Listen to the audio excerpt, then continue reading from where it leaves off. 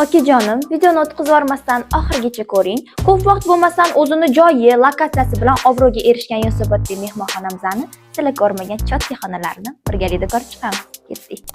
Ha azizlar, bu sizlar bilgan Jon Tower mehmonxonasi.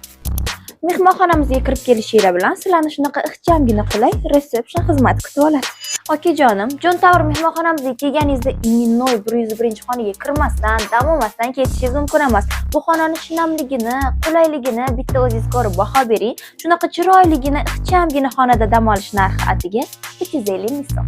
Sizlarga mana shunaqa kichkinagina, ixchamgina xona kerak bo'lsa, bu xona ayni sizlar uchun. Bu xonamiz ham o'zini komfortlari, barcha sharoitlarini o'z ichiga oladi. Narxi esa atiga 300 ming so'm.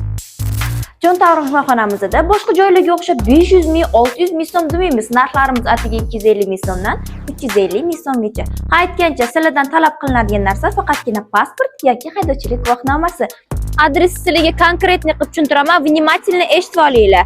Shundoq, Shahriston metrodan chiqqandan keyin Telebashning ko'chasiga kirganda, Malika bu tarafda qoladi, o'rtada Iftixor 82 da joylashgan. Nobodoga agar lokatsiyani tushunmay qolgan bo'lsanglar, okajonlarim, mana shu nomerlarga Telegramdan yozsanglar, lokatsiyani tashlab beramiz. Sizlarni kutamiz.